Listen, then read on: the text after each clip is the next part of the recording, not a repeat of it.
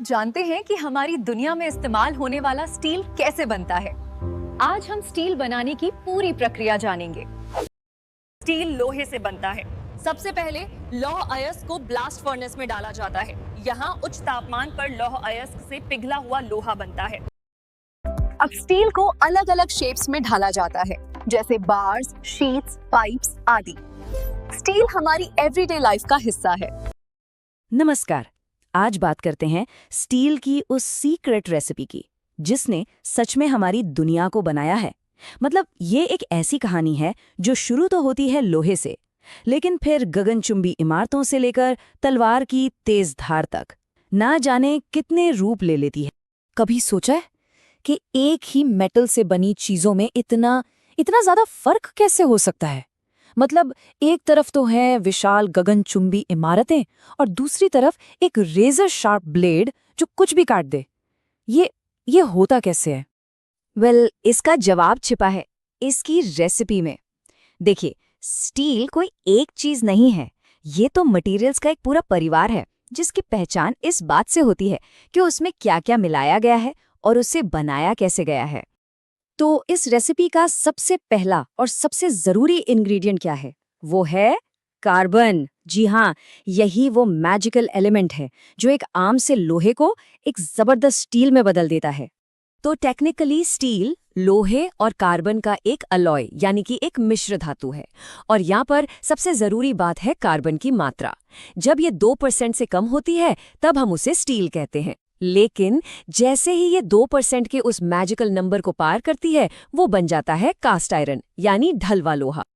और ये टेबल, वाह, ये कार्बन की असली ताकत दिखाती है। जरा देखिए, कास्ट आयरन में होता है 2 से 4% कार्बन। इससे यह हार्ड तो होता है पर ब्रिटल भी, मतलब आसानी से टूट सकता है। इंजन ब्लॉक्स के लिए परफेक्ट। वहीं दूसरी तरफ माइल्ड स्टील में 0.3% से भी कम कार्बन होता है, जो इसे मजबूत और डक्टाइल यानी लचीला बनाता है। तभी तो कंस्ट्रक्शन और तार बनाने में काम आता है। सोचिए, बस एक इंग्रेडिएंट की मात्रा बदलने से कितना बड़ा फर्क आ जाता है। तो चलिए कार्बन की मात्रा के इस खेल को थोड़ा और आगे लेके चलते हैं, क्योंकि इसी बदलती मात्रा के आधार पर हमें स्टील का एक पूरा का पूरा स्पेक्ट्रम मिलता है और हर एक की अपनी अलग खासियत होती है। तो कार्बन स्टील को हम 4 मेन क्लासेस में बांट सकते हैं। सबसे पहले लो कार्बन स्टील, जिसे माइल्ड स्टील भी कहते हैं। फिर आता है मीडियम कार्बन स्टील। उसके बाद हाई कार्बन स्टील, जो कटिंग टूल्स में यूज होता है। और आखिर में अल्ट्रा हाई कार्बन स्टील। नियम बहुत सिंपल है, जैसे जैसे कार्बन बढ़ेगा मजबूती और हार्डनेस भी बढ़ेगी, लेकिन मेटल ज्यादा ब्रिटल यानी भंगुर होता जाएगा। ये मजबूती और भंगुरता के बीच का एक ट्रेड ऑफ है, एक लेन देन। अच्छा, इसी स्पेक्ट्रम के दूसरे सिरे पर है पिटवा लोहा या रॉट आयरन। ये कमर्शियल लोहे का सबसे शुद्ध रूप है। मतलब इसमें 99.9% तक लोहा होता है। ये टफ और मैलिएबल यानी लचीला तो है, पर आज के जमाने के कई कामों के लिए बहुत ज्यादा सॉफ्ट है। इससे पता चलता है कि जरा सा कार्बन भी कितना जरूरी है। पर सवाल यह है कि अगर हम कार्बन के अलावा इसमें और भी कुछ मिला दें तो क्या हो? अब बात आती है असली मजे की, क्योंकि हमारी रेसिपी सिर्फ लोहे और कार्बन पर ही खत्म नहीं होती।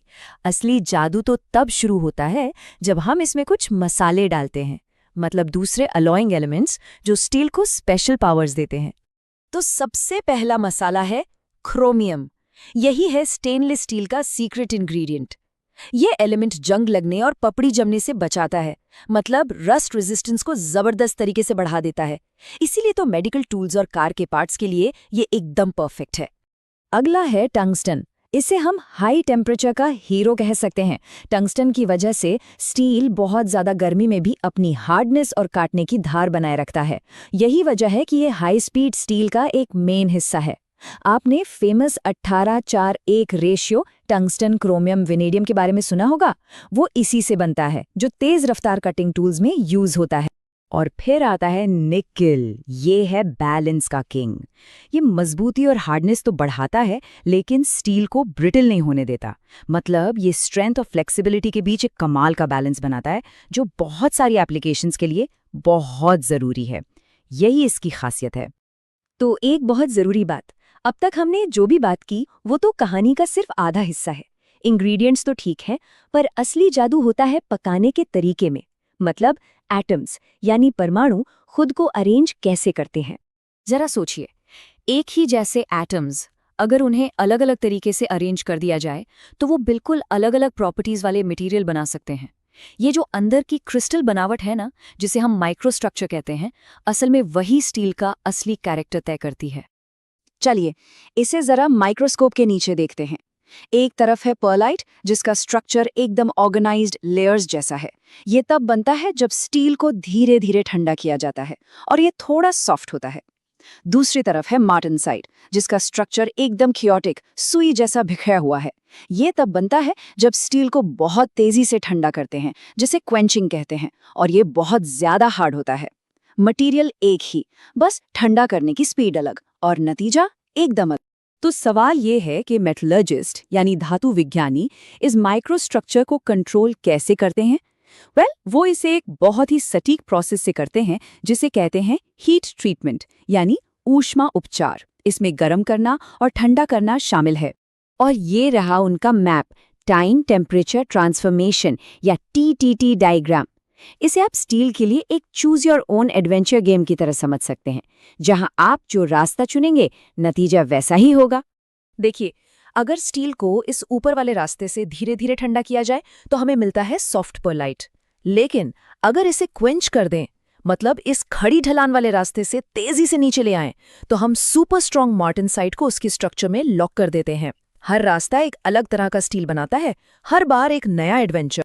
और ये सारी कहानी इस एक पावरफुल डायग्राम में सिमट जाती है। ये मटेरियल साइंस का सबसे फंडामेंटल प्रिंसिपल है, एटॉमिक स्ट्रक्चर से लेकर फाइनल परफॉर्मेंस तक का सफर। मतलब एटम का स्ट्रक्चर प्रॉपर्टीज तय करता है, जिसे हम प्रोसेसिंग यानी बनाने के तरीके से कंट्रोल करते हैं, और ये सब मिलकर तय करता है कि आखिर में वो मटेरियल कैसा परफॉर्म करेगा। तो ये सब हमें एक बहुत बड़े सवाल पर लाके छोड़ देता है। अगर हम मटेरियल्स को एटम बाय एटम डिजाइन कर सकते हैं, उनकी रेसिपी और उन्हें पकाने का तरीका कंट्रोल कर सकते हैं, तो जरा सोचिए भविष्य में हम क्या